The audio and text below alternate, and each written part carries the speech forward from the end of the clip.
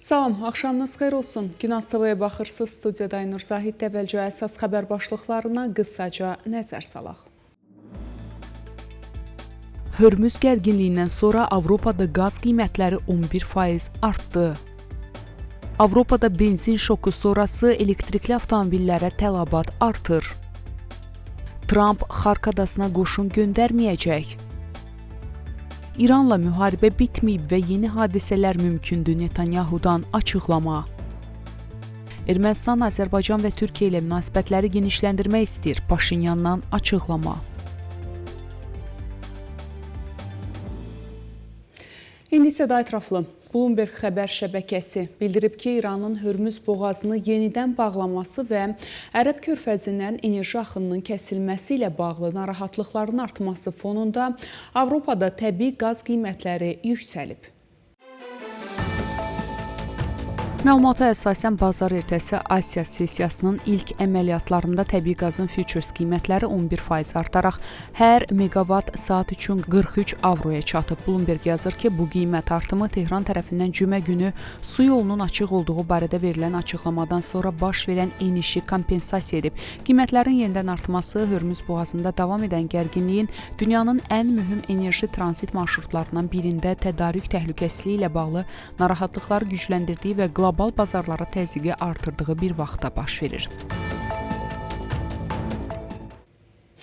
Reuters agentliyi bildirib ki, Hörmüz boğazında gərginliyin artması kapitalı təhlükəsiz aktivlərə yönəldib və ABŞ dollarının möhkəmlənməsinə səbəb olub. Məlumata əsasən bazar ertəsi Asiya sessiyasının əvvəlində dollar indeksi 0,3% artaraq son bir həftənin ən yüksək həddinə yüksəlib. Həftə sonu baş verən hadisələr, o cümlədən ABŞ tərəfindən bir İran gəmisinin ələ keçirilməsi və Tehranın yeni danışıqlar raundunda iştirak etməyəcəyini açıqlaması bazarların atmosferini dəyişib və qeyri-müəyyənliyi artırıb. Analitiklər bildirir ki, geosiyasi risklərin artması dollara tələbatı yüksəldib və onun təhlükəsiz liman kimi mövqeyini gücləndirib. Valyuta bazarında avro və funt sterling hər biri dollar qarşısında təxminən 0,3% dəyər itirib. Dollar həmçinin Yapon yeni və Çin yuanı qarşısında möhkəmlənib. Halbuki Avstraliya və Yeni Zelandiya dolları kimi xammal valyutaları dəyər itirib. Kriptovalyuta bazarı da bu riskli mühitdən təsirlənib və Bitcoin ilə Ethereum-un da qiyməti təxminən 0,7% azalıb. Mütəxəssislər vurğulayırlar ki, Hörmüz boğazında gərginliyin davam etməsi qlobal maliyyə bazarlarının istiqamətinə təsir göstərməkdə davam edəcək və dolların təhlükəsiz aktiv kimi mövqeyini daha da gücləndirə bilər. Avropada benzin şoku sonrası elektrikli avtomobillərə tələbat artır. Bir kommersiya şirkəti və tədqiqat şirkəti tərəfindən toplanmış məlumatlar göstərir ki, Avropanın əsas avtomobil bazarlarında elektrikli avtomobillərə tələbat təxminən 1/3 artıb. E-Mobility Europe Ticarət Assosiasiyası və New Automotive tədqiqat şirkəti bildiriblər ki, İran müharibəsindən sonra hansı ki, son illərin ən yüksək benzin qiyməti artımına səbəb olub, sürücülər daxili yanma mühərrikli avtomobillərə alternativ axtarmağa başlayıblar. Məlumata əsasən, yeni elektrikli avtomobillərin qeydiyyatı ötən ilə müqayisədə 29,4% artaraq ilin ilk rübündə təxminən 560 min ədədə çatıb. Trump İranın neft ixracının 90%-nin mənbəyi olan Xark adasını ələ keçirmək üçün Amerika qoşunlarını göndərməkdən imtina edib. Bu barədə The Wall Street Journal məlumat yayıb.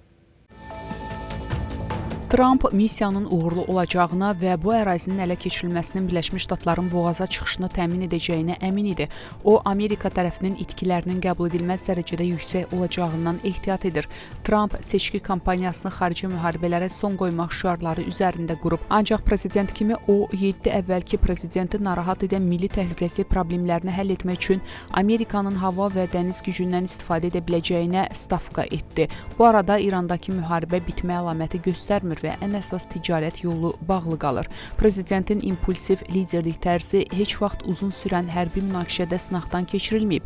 Özünə inamını artıran Venezueladakı uğurlu əməliyyatdan fərqli olaraq Trump İranda hələlik onun tələblərinə boyun əymək istəməyən daha fərqli düşmənlə üz-üzədir deyə məlumatda deyilib. İranın qalib gəlmək üçün heç bir yolu yoxdur və nəticədə Vaşinqtonla razılığa gəlməyə çalışacaq. Bunu Birləşmiş Ştatların BMT-dəki səfiri Mike Waltz deyib. O, ötən gün NBC-yə verdiyi müsahibədə əlavə edib ki, razılaşma əldə olunmazsa, İran infrastrukturunu hədəf almaq hələ də bir seçim olaraq aktuallığını qoruyacaq. Danışıqlar əvvəllər elan edilmiş atəşkəs müddətindən bir neçə gün əvvəl başlayacaq. Bu, Donald Trumpın İran ABŞ ilə müharibəyə qəti şəkildə son qoymaq üçün razılığa gəlməzsə, İrandakı hər bir elektrik stansiyasını və hər bir körpünü məhv edəcəyik təhdidindən sonraya təsadüf edir. Bununla eyni vaxtda İranın rəsmi mediası Tehranın hazırda Vaşinqtonla yeni danışıqlarda iştirak etmək planının olmadığını bildirib. İsrailin baş naziri Benyamin Netanyahu bildirib ki, İsrail və ABŞ arasında İranla qarşıdurma bitməyib və yeni hadisələr hər an mümkündür. O, İsrailin İranla qarşıdurma ilə sonda məqsədlərinə çatmaq niyyətində olduğunu bildirib. Netanyahu bu açıqlamanı İsraildə səfərdə olan Argentina prezidenti Javier Milei ilə birgə çıxışı zamanı verib. İranla qarşıdurmadan danışan Netanyahu bunu ciddi çətinlik və nəticələr dövrü adlandırıb. Biz çox şeyə nail olmuşuq, amma bu son deyil və hər an yeni hadisələr baş verə bilər, deyə baş nazir əlavə edib. İsrailin məlumatına görə, onun həyata keçirdiyi zərbələr İranın ballistik raket istehsalı sənayesinə ciddi ziyan vurub və Tehran hazırda yeni raket istehsal etmək imkanında deyil. Bu barədə The Times of Israel nəşri məlumat yayıb.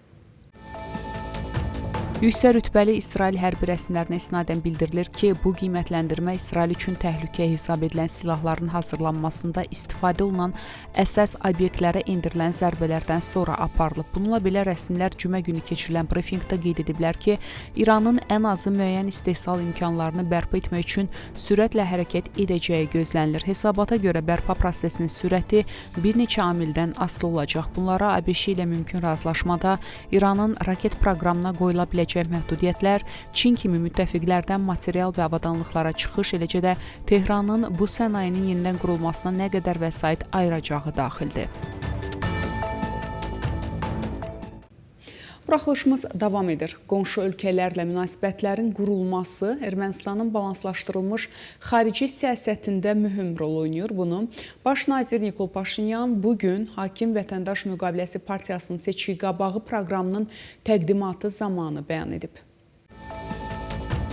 Regionallaşma, balanslaşdırılmış xarici siyasətin formalaşmasında əsas rol oynayır. Bunun başlıca məqsədi Ermənistanın xarici dəstək olmadan öz mühitində təkcə yaşamaq deyil, həm də rahat inkişaf qabiliyyətini təmin etməkdir. Bu mənada Gürcüstan, İran İslam Respublikası, Türkiyə Respublikası və Azərbaycan Respublikası ilə münasibətlərin daha da inkişaf etdirilməsi böyük əhəmiyyət daşıyır və partiya bu yolu izləyəcək deyə o deyib. Paşinyanın fikrincə, regional əməkdaşlıq kontekstində nəqliyyat infrastrukturunun tam blokadadan çıxarılması, o cümlədən TRIP layihəsinin həyata keçirilməsi və Gümrü-Qars dəmir yolunun istismara verilməsi zəruridir. Bu da regionda sülhü və əməkdaşlığı daha da möhkəmləndirəcək.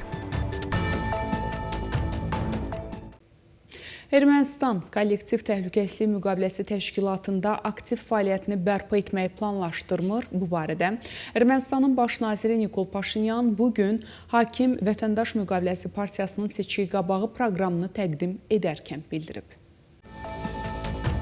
Bildiyiniz kimi, Ermənistan Respublikasının KMTT-də üzvlüyü dondurulub və onun fəaliyyətinin bərpası ilə bağlı heç bir addım atılmayacaq. Bu, bizim seçki qabağı proqramımızda da təsbit olunub, deyə Nikol Paşinyan deyib. Ermənistanın digər çox tərəfli əməkdaşlıq formatlarında iştirakına toxunan Paşinyan, bunun ölkənin balanslaşdırılmış və tarazlı xarici siyasətinin effektivliyinin artırılması baxımından mühüm əhəmiyyət daşıdığını qeyd edib. Xatırladaq ki, Ermənistan 2024-cü ilin fevralından KMTT-də iştirakını dondurub. Belə, hörmətli tamaşaçılar, bu saata çatdıracağım əsas xəbərlər bunlar idi. Görüşmək ümidi ilə salamat qalın.